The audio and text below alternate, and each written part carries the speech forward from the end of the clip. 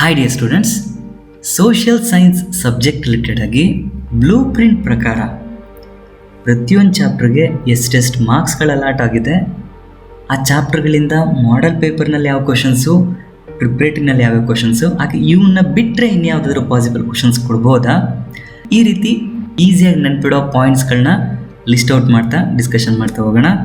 ಪ್ರತಿದಿನ 2ರಿಂದ 5 chapter ವೀಡಿಯೋಗಳನ್ನ upload ಮಾಡ್ತಾ ಹೋಗ್ತಾ ಇರ್ತೀನಿ. Please subscribe our channel. Let start. Yes ನೋಡಿ, ಮಾಡೆಲ್ ಪೇಪರ್ 1 ಇದರಲ್ಲಿ ಬಂದಿರೋ question, explain the factors that led to the discovery of a new sea route to India. ಇಂಡಿಯಾಗೆ ಹೊಸ ಸಿ ರೂಟ್ನ ಕಂಡುಹಿಡಲಿಕ್ಕೆ ಯಾವ್ಯಾವ ರೀಸನ್ಸ್ಗಳು ಮುಖ್ಯ ಅಂಶಗಳಾಗುತ್ತೆ, ಫ್ಯಾಕ್ಟರ್ಸ್ಗಳಾಗುತ್ತೆ. ಸ್ಟೂಡೆಂಟ್ಸ್, ಟೆಕ್ಸ್ಟ್ ಬುಕ್ಕನ್ನು ಓಪನ್ ಮಾಡಿ ಪೇಜ್ ನಂಬರ್ 1ನಲ್ಲಿ ಈ ಫಸ್ಟ್ ಕ್ವಶನ್ಗೆ ಆನ್ಸರ್ ಇಲ್ಲಿರ್ತದೆ. ನಾನೇನೇ ಅಲ್ಲಿ ಆನ್ಸರ್ ಪ್ರೆಸೆಂಟ್ ಮಾಡಿದ್ರು ಟೆಕ್ಸ್ಟ್ ಬುಕ್ಕನ್ನ ರೆಫರೆನ್ಸ್ ತೊಗೊಂಡೇ ನಾನಲ್ಲಿ ಆನ್ಸರ್ ಪ್ರೆಸೆಂಟ್ ಮಾಡ್ತಾ ಇರ್ತೀನಿ. ಓಕೆನಾ? ಎಸ್ ಸ್ಟೂಡೆಂಟ್ಸ್, ಒಂದೇ ಒಂದು ನಿಮಿಷ ಟೈಮ್ ತೊಗೊಂಡು ಬ್ಯಾಕ್ಗ್ರೌಂಡ್ ಕನೆಕ್ಷನ್ ಕೊಟ್ಬಿಡ್ತೀನಿ, ಆಮೇಲೆ ಈಸಿಯಾಗಿ ಪಾಯಿಂಟ್ಸ್ನ ನೆನ್ಪಿಡೋಕ್ಕಾಗುತ್ತೆ. ಓಕೆ, ಮೊದಲಿಗೆ ನೋಡಿ, ಇಲ್ಲೊಂದು ಹನುಮಂತನ ಬಾಲದ ರೀತಿ ಇರುವಂಥ ಒಂದು ದೇಶ ಇದೆ, ಇಟಲಿ ಅಂತ. ಇದರ ಕ್ಯಾಪಿಟಲ್ ಸಿಟಿ ರೋಮ್. ಇಲ್ಲಿಂದ ಇದನ್ನೆಲ್ಲ ಕಂಟ್ರೋಲ್ ಮಾಡ್ತಿದ್ರಿಂದ ಈ ಸಾಮ್ರಾಜ್ಯ ಒಂದು ರೋಮನ್ ಸಾಮ್ರಾಜ್ಯ ಅಂತ ಕರಿತೀವಿ. ಇವರೇನು ಮಾಡಿರ್ತಾರೆ, ಎಂಪೈರ್ ತುಂಬ ದೊಡ್ಡದಾಗಿರೋದ್ರಿಂದ ಡಿವೈಡ್ ಮಾಡಿರ್ತಾರೆ. ಇದು ಈಸ್ಟರ್ನ್ ರೋಮನ್ ಎಂಪೈರು, ಇದು ವೆಸ್ಟರ್ನ್ ರೋಮನ್ ಎಂಪೈರ್. ಈ ಈಸ್ಟರ್ನ್ ರೋಮನ್ ಎಂಪೈರ್ಗೆ ಇನ್ನೊಂದು ಹೆಸರು ಕೊಟ್ಟಿರ್ತಾರೆ, ಬೈಜಾಂಟಿಯಂ ಎಂಪೈರ್ ಅಂತ. ಹಾಗೆ ಇದರ ಕ್ಯಾಪಿಟಲ್ ಸಿಟಿ ಇಲ್ಲಿ ಕಾನ್ಸ್ಟ್ಯಾಂಟಿನೋಪಲ್ ಅನ್ನೋ ನಗರ ಬರುತ್ತೆ, ಸಿಟಿ ಬರುತ್ತೆ. ಓಕೆ, ಎರಡೂ ಕಡೆ ಸಮುದ್ರ ಇದ್ದು ಒಂದು ಚಿಕ್ಕದಾಗಿರುವಂಥ ನ್ಯಾರೋ ಜಾಗ ಇರುವಂಥ ಒಂದು ಸಿಟಿ ಕಾನ್ಸ್ಟ್ಯಾಂಟಿನೋಪಲ್. ಅಲ್ಲಿ ನೋಡಿ, ಇಲ್ಲಿ ಈ ಯುರೋಪ್ ಕಾಂಟಿನೆಂಟ್ ಅಂತ ಏನು ಕರಿತೀವೋ ಇಲ್ಲಿ ಮೇಯ್ನಾಗಿ ಕ್ರಿಶ್ಚಿಯನ್ಸ್ಗಳು ಇರ್ತಾರೆ. ಹಾಗೆ ಇಲ್ಲಿಗೆ ಬಂದರೆ ಇಲ್ಲೆಲ್ಲ ಮೇಯ್ನಾಗಿ ಮುಸ್ಲಿಮ್ಸ್ ಇರ್ತಾರೆ. ನಾನು ಯಾಕೆ ಧರ್ಮದ ಹೆಸರು ಹೇಳ್ತಾ ಇದ್ದೀನಿ ಅಂದರೆ ನಿಮ್ಮ ಮೈಂಡಲ್ಲಿ ಪ್ರಾಕ್ಟಿಕಲಾಗಿ ಕೂತ್ಕೊಬಿಡ್ಬೇಕು. ಸೊ ಅದೊಂದಕ್ಕೋಸ್ಕರ ಅಷ್ಟೇ. ಈ ಕ್ರಿಶ್ಚಿಯನ್ಸ್ ಇವರೆಲ್ಲ ಇದ್ದವರು ಇಲ್ಲಿ ಗಂಟು ಕಂಟ್ರೋಲ್ ಇರ್ತದಲ್ಲ, ಅವರು ಈಸಿಯಾಗಿ ಬಂದು ಇಲ್ಲಿಂದ ವ್ಯಾಪಾರ ಮಾಡ್ಕೊಂಡು ಬಿಸ್ನೆಸ್ ಮಾಡ್ಕೊಂಡು ವಾಪಸ್ ಹೋಗ್ತಾ ಇರ್ತಾರೆ. ಸಿಚುವೇಶನ್ ಹಿಂಗಿರ್ತದೆ ಯುರೋಪಲ್ಲಿ. ನೆಕ್ಸ್ಟ್ ಏನಾಗುತ್ತೆ ನೋಡಿ, ಫಸ್ಟ್ ಪಾಯಿಂಟ್ 1453 ಇಲ್ಲಿ ಆಟೋಮನ್ ಟರ್ಕ್ಸ್ ಅಂತ ಕರಿತೀವಿ. ಓಕೆ, ಇಲ್ಲಿ ಟರ್ಕಿನಲ್ಲಿ Ottoman Turks captured the city of Constantinople. ಇಲ್ಲಿರುವಂಥೆಲ್ಲ ಒಟ್ಟುಗೂಡ್ಬಿಟ್ಟು ಈ ರೋಮನ್ಸ್ನ ವಾಪಸ್ ಓಡಿಸ್ತಾರೆ. ಇಲ್ಲಿಗೆ ಬಂದು ಆಟೋಮನ್ ಟರ್ಕ್ಸ್ ಅವರೇ ಕೂತ್ಕೊತಾರೆ. ಈಗ ಈ ಕ್ರಿಶ್ಚಿಯನ್ಸ್ಗಳು ಯಾರೇ ವ್ಯಾಪಾರ ಮಾಡಬೇಕಂದ್ರೂ, ಈ ಯುರೋಪಿಯನ್ಸ್ಗಳು ಯಾರೇ ವ್ಯಾಪಾರ ಮಾಡೋಕ್ಕೆ ಇಲ್ಲಿ ಇಂಡಿಯಾಗೆ ಬರಬೇಕಂದ್ರೂ ಟ್ಯಾಕ್ಸ್ ಹಾಕ್ತಾ ಇರ್ತಾರೆ. ನೋಡೋಣ, 2ನೇ point, all the trade roots connecting the city of Constantinople came under the control of Turks. ನೋಡಿ, ಈ ಯುರೋಪ್ನಲ್ಲಿ ಯಾರೇ ವ್ಯಾಪಾರ ಮಾಡೋಕ್ಕೆ ಈ ಕಡೆ ಬರ್ತಾಯಿದ್ರು ಯಾವುದೇ ರೂಟಲ್ಲಿ, ಈ ರೂಟು ಬಂದಾಗೋಗುತ್ತೆ, ಟರ್ಕ್ಸರ ಕಂಟ್ರೋಲ್ ಬರ್ತದೆ. The Turks started levying too many taxes on the goods passing through these routes. Turks ಹೆವಿಯಾಗಿ ಟ್ಯಾಕ್ಸ್ ಹಾಕ್ಲಿಕ್ಕೆ ಸ್ಟಾರ್ಟ್ ಮಾಡಿದ್ರು. ಲೆವಿ ಅಂತಂದರೆ ಇಂಪೋಸಿಂಗ್, ಹಾಕುವಂಥದ್ದು ಟ್ಯಾಕ್ಸನ್ನು. ಹಾಗೆ ನೆಕ್ಸ್ಟ್ 4ನೇ point, the trade became unprofitable. ಹಂಗಂದರೆ ಈ ಯುರೋಪಿಯನ್ಸ್ಗಳಿದ್ರಲ್ಲ, ಇವರು ಯಾರೇ ಇಂಡಿಯಾಗೆ ಬಿಸ್ನೆಸ್ ಮಾಡೋಕ್ಕೆ ಬರಬೇಕಾದ್ರೂ ಅವ್ರಿಗೆ ಲಾಸ್ ಆಗ್ತಾಯಿತ್ತು, ಪ್ರಾಫಿಟ್ ಆಗ್ತಿರಲಿಲ್ಲ. ಯಾಕೆ? ಇಲ್ಲಿ ಇವ್ರಿಗೆ ಟ್ಯಾಕ್ಸ್ ಕಟ್ಟಬೇಕಿತ್ತು, ಅಲ್ಲಿಂದ ಇಂಡಿಯಾಗೆ ಬಂದರೆ ನಮ್ಮ ಇಂಡಿಯಾದ ಸ್ಪೈಸ್ಗಳನ್ನ ಯಾರು ಫ್ರೀಯಾಗಿ ಏನು ಕೊಡ್ತಿರಲಿಲ್ಲ, ಇಲ್ಲಿ ಗೋಲ್ಡನ್ ಕೊಟ್ಬಿಟ್ಟೆ ಹೋಗ್ಬೇಕಿತ್ತು.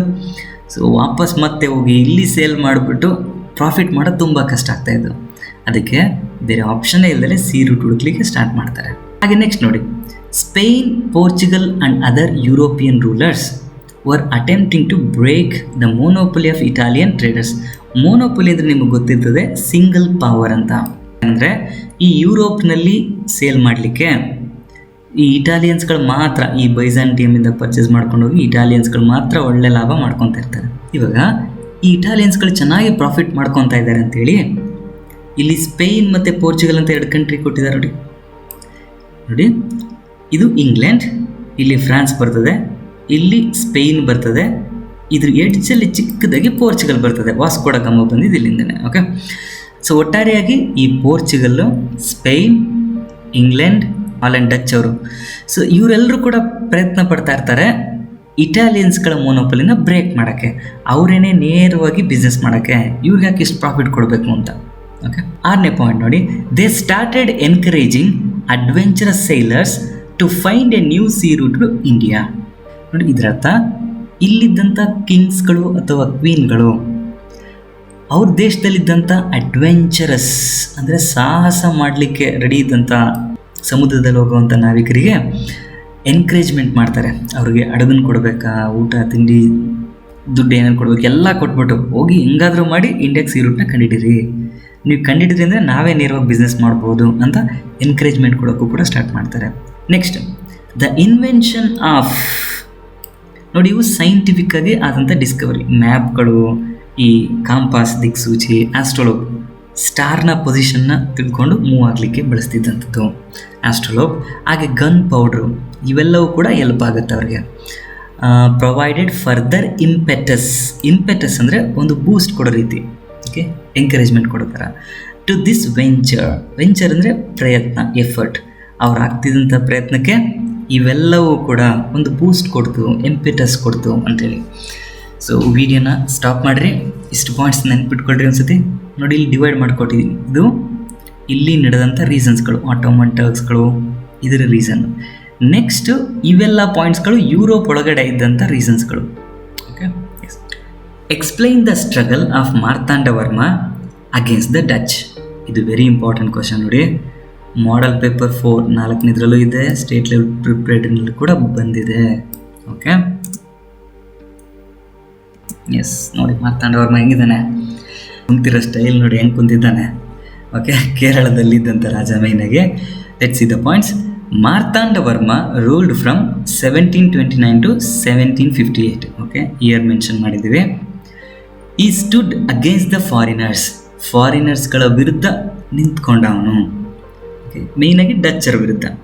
ಈ decided to root out Dutch. Root out ಅಂದರೆ, ರೂಟ್ ಅಂದರೆ ಬೇರು ಸಮೇತ ಒಗಿಲಿಕ್ಕೆ, ಓಡಿಸ್ಲಿಕ್ಕೆ ಅವನು ಡಿಸೈಡ್ ಮಾಡಿದ. He defeated Dutch and capture Nedumangad, Kottarakkara. So ಡಚ್ಚನ್ನು ಡಿಫೀಟ್ ಮಾಡಿಬಿಟ್ಟು ಇವೆರಡು ಪ್ಲೇಸ್ಗಳನ್ನು ಕೂಡ ಅವನು ಪಡ್ಕೊತಾನೆ. Next the Dutch suffered huge losses. So ಈ ರೀತಿ ಇವನು ಸೋಲಿಸಿದ್ರಿಂದ ದೊಡ್ಡ ಪ್ರಮಾಣದಲ್ಲಿ ಲಾಸ್ ಆಗುತ್ತೆ. ನೆಕ್ಸ್ಟ್ ಈ ಆಕ್ಯುಪೈಡ್ ಪೆಪ್ಪರ್ ಗ್ರೋಯಿಂಗ್ ಏರಿಯಾಸ್, ಮೆಣಸು ಅಂತ ಏನು ಕರಿತೀವಿ, ಆ ಮೆಣಸನ್ನು ಬೆಳೆಯುವಂಥ ಏರಿಯಾಗಳನ್ನ ಇವನು ಆಕ್ಯುಪೈ ಕೆತ್ಕೊಂಡ. Cochin was recognised as a centre of spice. Cochin ಅಂತ ಏನು ಕರಿತೀವಿ ಇಲ್ಲಿ ಕೇರಳದಲ್ಲಿ, ಅದು ಸ್ಪೈಸ್ನ ಮೇನ್ ಸೆಂಟರ್ ಆಗುತ್ತೆ, ಮಸಾಲೆ ಪದಾರ್ಥಗಳ ಸೆಂಟರ್ ಆಗುತ್ತೆ. ನೋಡಿ, ಸ್ಪೈಸ್ ಮಸಾಲೆ ಪದಾರ್ಥಗಳ ಸೆಂಟರ್ ಆಗುತ್ತೆ. Next he shifted capital from Padmanabhapura to Thiruvananthapuram. So capital shift ಮಾಡ್ತಾನೆ. Finally Dutch forces surrendered on 15th August 1753. So ಇದು ಫೈನಲ್ ಆ್ಯಂಡ್ ಇಂಪಾರ್ಟೆಂಟ್ ಡೇಟ್. ಅವ್ರು ಫೈನಲಾಗಿ ಸರೆಂಡರ್ ಆಗಿದ್ದ ಡೇಟ್ ಇದು, ಇದನ್ನು ನೆನಪಿಸ್ಕೊಳ್ರಿ. ಎಸ್, ಇಷ್ಟು ಪಾಯಿಂಟ್ಸ್ಗಳು ಇವನ ಬಗ್ಗೆ ಇದೆ. 3 ಮಾರ್ಕ್ಸ್ಗೆ 6 ಪಾಯಿಂಟ್ಸ್ ಸಾಕು, ಬಟ್ ಎಕ್ಸ್ಟ್ರಾ ಕೊಟ್ಟಿದ್ದೀನಿ ಅಷ್ಟೇ. ನೆಕ್ಸ್ಟು ಮಾಡೆಲ್ ಪೇಪರ್ 3 ನೋಡಿ. Explain the causes and results of the battle of Plassey. So ಇದು ಪ್ರಿಪರೇಟರಿಲಿ ಕೂಡ ಕೊಟ್ಟಿದ್ದಾರೆ ನೋಡಿ. ಈ ರೀತಿ 3 ಮಾರ್ಕ್ಸ್ ಅಂದಾಗ ಜಸ್ಟ್ ಈ ಒಂದು ಹೆಡ್ಡಿಂಗ್ಸ್ಗಳು ಹಾಕಿದ್ರೂ ಕೂಡ ಸಾಕಾಗುತ್ತೆ. ನಾನು ಸ್ವಲ್ಪ ಜಾಸ್ತಿ ಕೊಟ್ಟಿದ್ದೀನಿ, ಯಾಕಂತಂದರೆ ಬೈ ಮಿಸ್ ಆಗಿ ಕಾಸಸ್ನೇ 3 ಮಾರ್ಕ್ಸ್ ಕೇಳಿಬಿಟ್ರೆ ಅವಾಗ ಎಕ್ಸ್ಪ್ಲನೇಷನ್ ಮಾಡೋಕ್ಕೆ ನಿಮ್ಗೆ ಸ್ವಲ್ಪ ವರ್ಡ್ಸ್ ಬೇಕಲ್ಲ, ಅದಕ್ಕೆ ಹಿಂಗೆ ಕೊಟ್ಟಿದ್ದೀನಿ. ಇಲ್ಲಾಂದರೆ ಜಸ್ಟ್ ಹೆಡ್ಡಿಂಗ್ ಬರೆದ್ರೆ ಕೂಡ ಸಾಕಾಗುತ್ತೆ. ಓಕೆ ಸ್ಟೂಡೆಂಟ್ಸ್, ಇದಕ್ಕೂ ಈಗ 1 ನಿಮಿಷ ಬ್ಯಾಕ್ಗ್ರೌಂಡ್ ಕೊಟ್ಬಿಡ್ತೀನಿ, ಆಮೇಲೆ ಪಾಯಿಂಟ್ಸ್ಗಳು ಕನೆಕ್ಟ್ ಮಾಡ್ತೀನಿ ನೋಡಿ. ಫಸ್ಟ್ ಏನಾಗುತ್ತೆ ಅಂದರೆ, ಔರಂಗಜೇಬ್ ಬದುಕಿರೋವರೆಗೂ 1707 1707 ಅಲ್ಲಿವರೆಗೂ ಇಂಡಿಯಾ ಪೂರ್ತಿ ಏನಾಗಿರ್ತದೆ, ಮ್ಯಾಕ್ಸಿಮಮ್ ಮೊಘಲ್ಸರ ಕಂಟ್ರೋಲ್ಗೆ ಇರ್ತದೆ. ಅವ್ರು ಏನು ಮಾಡಿರ್ತಾರೆ, ಹಿಂಗೆ ಡಿವೈಡ್ ಮಾಡಿರ್ತಾರೆ. ಇದು ಒಂದು ಪ್ರಾವಿನ್ಸ್, ಬೆಂಗಾಲ್ ಪ್ರಾವಿನ್ಸ್, ಅಥವಾ ಒಂದೊಂದು ಸ್ಟೇಟ್ ರೀತಿ ಅಂತ ಅಂದ್ಕೊಳ್ಳಿ. ಬೆಂಗಾಲ್ ಪ್ರಾವಿನ್ಸ್ ಒಂದು, Awadh province, Delhi, Hyderabad province, Karnataka province, ಹಿಂಗೆ ಬೇರೆ ಬೇರೆ ಡಿವೈಡ್ ಮಾಡಿ ಅಲ್ಲೊಬ್ಬೊಬ್ಬ ಗವರ್ನರ್ನ ಬಿಟ್ಟಿರ್ತಾರೆ. ಆಮೇಲೆ ಔರಂಗಜೇಬ್ 1707 ಸತ್ತಾದ್ಮೇಲೆ ಆ ಡೆಲ್ಲಿಲಿದ್ದಂಥ ಮೊಘಲ್ಸ್ ರಾಜರೆಲ್ಲ ತುಂಬ ವೀಕ್ ಆಗ್ತಾರೆ. ಆವಾಗ ಇವರೆಲ್ಲರೂ ಸಪ್ರೇಟ್, ಅವರವರೇ ಇಂಡಿಪೆಂಡೆಂಟ್ ಅನ್ನೋ ರೀತಿ ಆಗಿಬಿಡ್ತಾರೆ. ಆದರೆ ಮೊಘಲ್ಸ್ ರಾಜರು ಮಾತ್ರ ಇನ್ನೂ ನಂಬ್ಕೊಂಡೇ ಇರ್ತಾರೆ, ಇಂಡಿಯಾ ಪೂರ್ತಿ ನಮ್ಮ ಆಸ್ತಿ ಅಥವಾ ನಮ್ಮ ತಂದೆ ಆಸ್ತಿ ಆಗಿತ್ತು, ನಮ್ಮ ತಾತನ ಕಾಲದ ಆಸ್ತಿ ಆಗಿತ್ತು ಅಂತ ಅವ್ರು ಹಂಗೆ ನಂಬ್ಕೊಂಡಿರ್ತಾರೆ. ಸೊ ಈ ಥರ ಇರುವಾಗ ಒಮ್ಮೆ ಏನಾಗುತ್ತೆ, ಮೊಘಲರ ಒಬ್ಬ ರಾಜ ಇರ್ತಾನೆ, ಫರೂಕ್ ಸಿಯಾರ್ ಅಂತೇಳಿ. ನೋಡಿ ಇವನೊಬ್ಬ ಫರೂಕ್ ಸಿಯಾರ್ ರಾಜ ಅಂತ ಅಂದ್ಕೊಳ್ಳಿ. ಇವ್ನಿಗೇನಾಗುತ್ತೆ, ಒಂದು ಭಯಂಕರವಾಗಿರೋ ಒಂದು ಕಾಯಿಲೆ ಬರ್ತದೆ. ಏನೇ ಮಾಡಿದ್ರು ಕೂಡ ಹುಷಾರಾಗ್ತಾಯಿಲ್ಲ. ಆಯುರ್ವೇದಿಕ್ ಮೆಡಿಸಿನ್ ಕೊಡಲಿ ಅಥವಾ ಮುಸ್ಲಿಮ್ ಅವ್ರದ್ದು ಯುನಾನಿ ಮೆಡಿಸಿನ್ ಕೊಡಲಿ, ಏನು ಕೊಟ್ಟರು ಕೂಡ ಹುಷಾರಾಗ್ತಾಯಿಲ್ಲ. ಅಂಥ ಟೈಮಲ್ಲಿ ಒಬ್ಬ ಬ್ರಿಟಿಷ್ ಡಾಕ್ಟ್ರು ಬಂದು ಸತ್ತೋಗ್ತಾ ಇದ್ದಾನೆ ಅನ್ನುವಂಥ ರಾಜನ ಉಳಿಸ್ಬಿಡ್ತಾನೆ. ನೀವು ಇಮ್ಯಾಜಿನ್ ಮಾಡಿ, ಸತ್ತೋಗ್ತಾ ಇರೋ ರಾಜ ತನ್ನ ಜೀವವನ್ನು ಉಳಿಸಿದ್ರೆ ಏನು ಬೇಕಾದರೂ ಮಾಡೋಕ್ಕೆ ರೆಡಿ ಇರ್ತಾನೆ. ಅದಕ್ಕೆ ನಿಮ್ಗೆ ಏನು ಬೇಕು ಕೇಳಿದಾಗ ಈ ಬ್ರಿಟಿಷ್ ಡಾಕ್ಟ್ರು, ಬ್ರಿಟಿಷರು ಎಲ್ಲರೂ ಸೇರಿ ಏನು ಕೇಳ್ತಾರೆ ಅಂದರೆ, ನಮಗೆ ಈ ಬೆಂಗಾಲ್ನಲ್ಲಿ ಫ್ರೀಯಾಗಿ ಬಿಸ್ನೆಸ್ ಮಾಡೋಕ್ಕೆ, ಯಾವುದೇ ಟ್ಯಾಕ್ಸ್ ಕಟ್ತೇನೆ ಬಿಸ್ನೆಸ್ ಮಾಡೋಕ್ಕೆ ಅವಕಾಶ ಕೊಡಿ ಅಂತ ಕೇಳ್ತಾನೆ ಈ ಮೊಘಲ್ ರಾಜನ. ಅದಕ್ಕೆ ಮೊಘಲ್ ರಾಜ ಏನು ಮಾಡ್ತಾನೆ, ಪರ್ಮಿಷನ್ ಕೊಡ್ತಾನೆ. ಓಕೆ, ಅದು ನಮ್ಮ ತಾತನ ಕಾಲದ ಆಸ್ತಿ ಆಗಿದ್ದು, ಇವಾಗಲೂ ನಮ್ಮದೇನೆ, ಹೋಗಿ ಅಲ್ಲೋಗಿ ಫ್ರೀಯಾಗಿ ಬಿಸ್ನೆಸ್ ಮಾಡ್ಕೊಳ್ಳಿ ಅಂತ ಪರ್ಮಿಷನ್ ಕೊಡ್ತಾನೆ. ಒಂದು ಲೆಟ್ರ್ ತಗೊಂಡು ಅದಕ್ಕೆ ಸೀಲ್ ಹೊಡೆದು ಹಾಕ್ಕೊಡ್ತಾನೆ. ಸೊ ಆ ಲೈಸೆನ್ಸ್ನೇ ಈ ಪರ್ಷಿಯನ್ ಭಾಷೆಲೋ ಉರ್ದು ಭಾಷೆಲೋ ದಸ್ತಕ್ ಅಂತ ಕರೀತಾರೆ. ಸರಿ, ಅದು ತಗೊಂಡು ಇಲ್ಲಿ ಬೆಂಗಾಲಿಗೆ ಬರ್ತಾರೆ. ಬಂದು ಫ್ರೀಯಾಗಿ ಬಿಸ್ನೆಸ್ ಮಾಡೋಕ್ಕೆ ಸ್ಟಾರ್ಟ್ ಮಾಡ್ತಾರೆ, ಟ್ಯಾಕ್ಸೇ ಕೊಡೋದಲ್ಲ. ಆದರೆ ಲಾಸ್ ಆಗೋದು ಇಲ್ಲಿ ಒಬ್ಬ ಗವರ್ನರ್ ಅಂತ ಕೂತಿರ್ತಾನಲ್ಲ ಅವನಿಗೆ ತಾನೆ. ಎಸ್, ಅಲ್ಲಿಂದ ಜಗಳ ಸ್ಟಾರ್ಟ್ ಆಗುತ್ತೆ.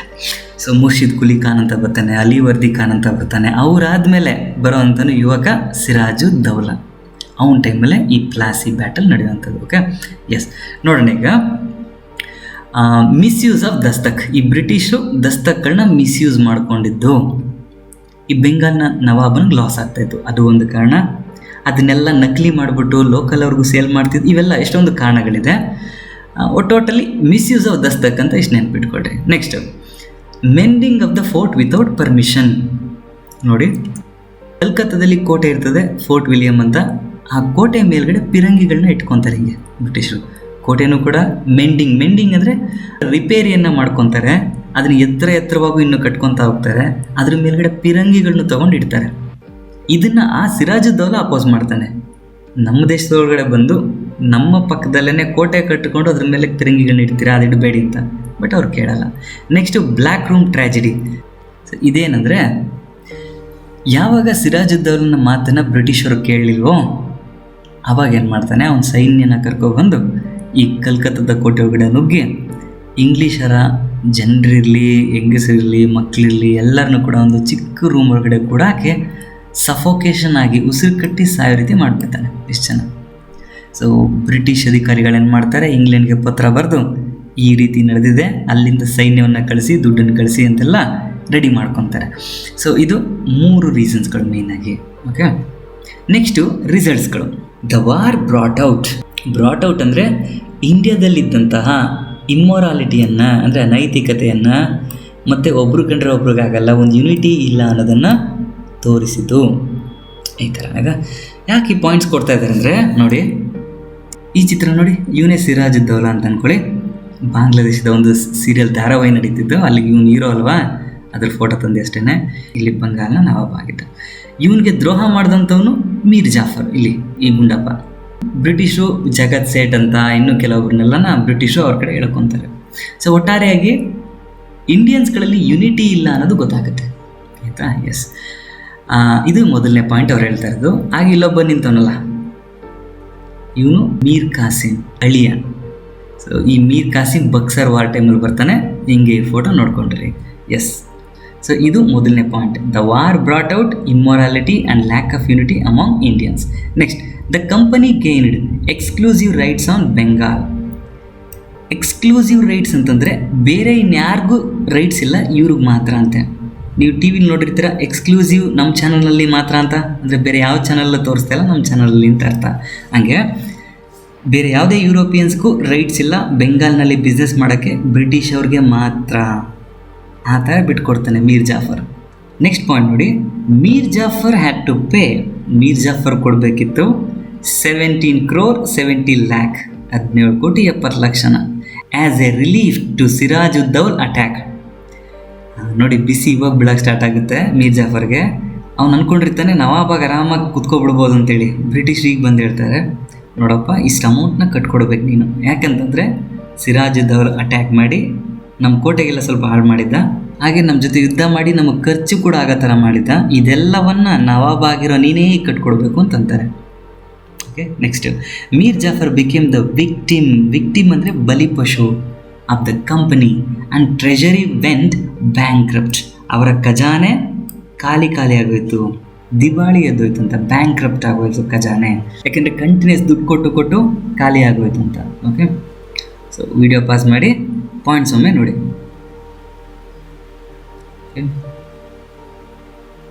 S, let's move on. Next question ನೋಡಿ, explain the consequences of the battle of Buxar. Buxar ವಾರ್ನಿಂದ ಏನೇನು ಕಾನ್ಸಿಕ್ವೆನ್ಸಸ್, ಎಫೆಕ್ಟ್ಸ್ಗಳಾದವು, ಔಟ್ಕಮ್ಸ್ ಏನೇನಾದವು ಅಂತೇಳಿ. ಫ್ರೆಂಡ್ಸ್ ಇದಕ್ಕೂ ಒಂದು ನಿಮಿಷ ಕನೆಕ್ಷನ್ ಕೊಟ್ಬಿಡ್ತೀನಿ. ಸೊ ಬಕ್ಸಾರ್ ಹೆಂಗೆ ನಡೀತು ನೋಡಿ. ಬ್ಯಾಟಲ್ ಆಫ್ ಪ್ಲಾಸಿ ಆದಮೇಲೆ ಸಿರಾಜುದ್ದೌಲನ ಪ್ಲೇಸ್ಗೆ ಮೀರ್ ಜಾಫರ್ ಬಂದು ಕೂತ್ಕೊಂಡಿದ್ದ. ಬ್ರಿಟಿಷರು ಕೇಳ್ದಂಗೆಲ್ಲ ದುಡ್ಡೆಲ್ಲ ಕೊಟ್ಟ.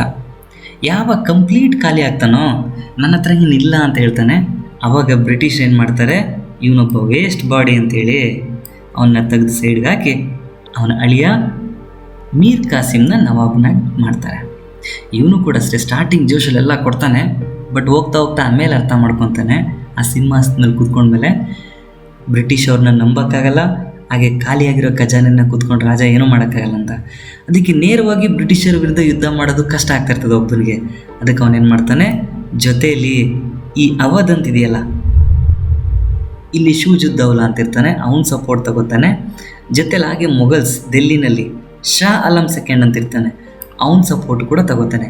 ಒಟ್ಟಾರೆಯಾಗಿ 3 ಜನಗಳು ಕೂಡ ಒಂದು ಗ್ಯಾಂಗ್ ಆಗಿ ಸೇರ್ಕೊಂಡು ಬಂದು ಬಕ್ಸರ್ ಅನ್ನೋ ಪ್ಲೇಸಲ್ಲಿ ಯುದ್ಧಕ್ಕೆ ನಿಲ್ತಾರೆ ಬ್ರಿಟಿಷರ ವಿರುದ್ಧ. ಆದರೆ ಬ್ರಿಟಿಷರು 3 ಜನರು ಕೂಡ ಒಟ್ಟಿಗೆ ಸೇರಿಸಿ ಹೊಡಿತಾರೆ. ಈಗ ಕರ್ಸಿರ್ತಾನಲ್ಲ ಮೀರ್ ಕಾಸಿಮ್, ಇವರಿಬ್ರು, ಇವನು ಯುದ್ಧ ಭೂಮಿ ಬಿಟ್ಟು ಫಸ್ಟ್ ಓಡೋಗ್ತಾನೆ ನೇಪಾಳ ಕಡೆಗೆ. ಇಮ್ಯಾಜಿನ್ ಮಾಡಿ ಇವರಿಬ್ರು ಪರಿಸ್ಥಿತಿ ಏನಾಗಬೇಡ, ಅವನೇನೋ ಓಡೋಗ್ಬಿಟ್ಟ ಕರ್ಸ್ಬಿಟ್ಟು, ಬಟ್ ಇವರಿಬ್ರು ಬ್ರಿಟಿಷ್ ಕಲ್ ಸಿಗಾಕೊಂಡು ಏನಾಗಬೇಡ. ಇಲ್ಲಿಂದ ನೋಡಿ ಶೂಜುದ್ದೌಲಾ, ಇಲ್ಲಿ Shah Alam second. Yes, next ಏನಾಗುತ್ತೆ ಅನ್ನೋದು ಇಲ್ಲಿರುವಂಥ ಪಾಯಿಂಟ್ಸ್ಗಳು ನಮಗೆ ಔಟ್ಕಮ್ಸ್ ಅಥವಾ ಕಾನ್ಸಿಕ್ವೆನ್ಸಸ್ ಅಂತ ಕರಿತೀವಿ. Let's see, Shah Alam second accorded ಅಂತಂದರೆ ಗೀವ್ ಅಂತ ಕೊಡುವುದು. Accorded diwani rights over Bengal.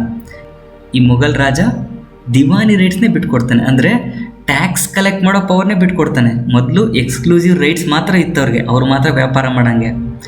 ಈಗ ಜನಗಳಿಂದ ಟ್ಯಾಕ್ಸ್ ಕಲೆಕ್ಟ್ ಮಾಡೋ ಅಧಿಕಾರನೂ ಕೂಡ ಬ್ರಿಟಿಷರಿಗೆ ಸಿಗುತ್ತೆ. ಓಕೆ, ನೆಕ್ಸ್ಟ್, ಈ gave away all rights over Bengal for an annual fee of 26 lakh rupees. So Shah Alam ಇವನೇನು ಮಾಡ್ತಾನೆ, ಆಯಿತು ನಮ್ಮ ಮುತ್ತಾತನ ಕಾಲದ ಯಾವುದೋ ಆಸ್ತಿ ಇತ್ತು, ಈಗ ಅದನ್ನೆಲ್ಲ ನಿಮಗೆ ಬಿಟ್ಕೊಟ್ಬಿಡ್ತೀನಿ, ಜಸ್ಟ್ 26 ಲಕ್ಷ ಆ್ಯನ್ಯುವಲ್ ಆಗಿ ಅಮೌಂಟ್ ಕಳಿಸ್ಕೊಟ್ಬಿಡಿ, ನೀವು ಎಷ್ಟು ಕೋಟಿ ಬೇಕಾದರೂ ಅಲ್ಲಿ ಕಲೆಕ್ಟ್ ಮಾಡ್ಕೊಳ್ಳಿ ಅಂತ ಬಿಟ್ಕೊಡ್ತಾನೆ. ಸೊ ಇಷ್ಟು ಶಾ ಆಲಂ. ನೆಕ್ಸ್ಟ್, ನವಾಬ್ ಆಫ್ ಅವಧ್, ಶೂಜುದ್ದೌಲಾ ಇರ್ತಾನಲ್ಲ ಇವನು. ಈ ಅವಧ್ ಅಂದರೆ ಏನಿಲ್ಲ, ಅಯೋಧ್ಯೆ ಅಂತ ಕರಿತೀವಲ್ಲ ಈಗ, ಅದನ್ನೇ ಅವಧ್ ಅಂತ ಕರಿತಾ ಇರ್ತಾರೆ. Okay, the Nawab of Awadh had to give a fine of 50 lakhs rupees. ಇವನು 50 ಲಕ್ಷ ಫೈನ್ ಕೊಡಬೇಕು. ಇವನು ಈ ಕರ್ಸದ್ನೆಲ್ಲ ಮೀರ್ ಕಾಸಿಮ್, ಅವನ್ನ ಇಬ್ಬರು ಸರಿಯಾಗಿ ಬೈಕೊಂಡಿರ್ತಾರೆ ಅನಿಸುತ್ತೆ.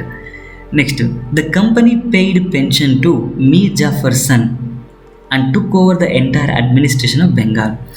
ಇದರ ಅರ್ಥ ಏನಂದರೆ, ಬಕ್ಸರ್ ಆದಮೇಲೆ ಮೀರ್ ಕಾಸಿಮ್ ಹೊಡೋದಲ್ವಾ, ಅವಾಗ ಬ್ರಿಟಿಷ್ ಏನು ಮಾಡ್ತಾರೆ, ಇವನ್ನೇ ಕರ್ಕೊಂಬತ್ತಾರೆ, ಬಾರಪ್ಪ ನೀನೇ ಗತಿ ಅಂತ.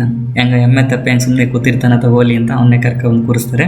ಸ್ವಲ್ಪ ದಿನ ಆದಮೇಲೆ ಇವನಿಗೆ ಮತ್ತು ಇವನ ಮಗ ಇಬ್ರಿಗೂ ಸ್ವಲ್ಪ ಪೆನ್ಷನ್ ಥರ ಅಮೌಂಟ್ ಕೊಟ್ಬಿಟ್ಟು ಇವರಿಬ್ರು ಮತ್ತೆ ಸೈಡ್ಗೆ ಹಾಕ್ತಾರೆ. ಕಂಪ್ಲೀಟ್ ಕಂಟ್ರೋಲ್ ಬ್ರಿಟಿಷರೇ ತಗೊತಾರೆ. Took over the entire administration of Bengal. British became real holders of Bihar, Bengal, Orissa. ಇವಾಗ ಬೆಂಗಾಲ್ ಅಂದರೆ ಇಷ್ಟೇ ಇರ್ಬೋದು, ಬಟ್ ಆವಾಗ ಬಿಹಾರ್ ಕೂಡ ಸೇರ್ಕೊತಾ ಇತ್ತು, ಒರಿಸ್ಸಾ ಕೂಡ ಸೇರ್ಕೊತಾ ಇತ್ತು, ಬಾಂಗ್ಲಾದೇಶ ಕೂಡ ಸೇರ್ಕೊತಾ ಇತ್ತು. ಇವೆಲ್ಲವೂ ಕೂಡ ಬ್ರಿಟಿಷರ್ ಕಂಟ್ರೋಲಿಗೆ ಬಂದುಬಿಡ್ತು ಅಂತೇಳಿ ಇಲ್ಲಿ 3 ಭಾಗವಾಗಿ ಡಿವೈಡ್ ಮಾಡ್ಕೊಂಡು ಹಿಂಗೆ ಕಲ್ತ್ಕೊಳ್ರಿ, ಈಸಿಯಾಗಿ ನೆನಪಾಗುತ್ತೆ. ಸ್ಟೂಡೆಂಟ್ಸ್, ಇಷ್ಟು ಇಂಪಾರ್ಟೆಂಟ್. ಇನ್ನು ಉಳಿದಿರೋವೆಲ್ಲ ಆಲ್ರೆಡಿ ರಿಪೀಟೆಡ್ ಕ್ವಶನ್ನು. ಈಗ ಇವನ್ನ ಬಿಟ್ಟು ಇನ್ಯಾವ ಕ್ವಶನ್ ಬರ್ಬೋದು ಅನಿಸುತ್ತೆ ನೋಡಿ. ರೆಡ್ ಹಾಕಿರೋ ಆಲ್ರೆಡಿ ಬಂದಿದೆ ಟೆಕ್ಸ್ಟ್ ಬುಕ್ಕಲ್ಲಿ, ಇವಿದೆಯಲ್ಲ, ಇವು ಬರೋ ಚಾನ್ಸಸ್ ಇದೆ. ಯಾಕಂದರೆ ಟೆಕ್ಸ್ಟ್ ಬುಕ್ಕಲ್ಲಿ ಕೊಟ್ಟಿರೋ ಕ್ವಶನ್ಸ್ಗಳು, ಈ ಸೆಕೆಂಡ್ ಕರ್ನಾಟಿಕ್ ವಾರು ಇವೆಲ್ಲ, ಇವುಗಳನ್ನು ಕೂಡ 100% ವಿಡಿಯೋ ಪ್ರೆಸೆಂಟ್ ಮಾಡ್ತೀನಿ. ಫಸ್ಟ್ ಇವನ್ನ ಒಂದು ರೌಂಡ್ ಮುಗಿಸ್ಕೊಂಡು ಹೋಗ್ಬಿಡ್ತೀನಿ. ಎಸ್, ನೆಕ್ಸ್ಟ್ ಲೆಸನ್ ನೋಡಿ, the extension of British rule. 2 marks question ಬರ್ತದೆ ಈ ಚಾಪ್ಟರಿಂದ. Be ready. ಪ್ರತಿ ವಿಡಿಯೋ ರೆಡಿ ಆಗ್ತಿದ್ದಂಗೆ ನನ್ನ ವಾಟ್ಸಪ್ ಚಾನಲ್ಗೆ ವಿಡಿಯೋ ಲಿಂಕ್ನ ಹಾಕ್ತಾ ಇರ್ತೀನಿ. ನೀವು ಬೇಕು ನನ್ನ ವಾಟ್ಸಪ್ ಚಾನಲ್ ಫಾಲೋ ಅಪ್ ಮಾಡ್ಬೋದು. ಸೊ ಟೇಕ್ ಕೇರ್, ಬಾಯ್.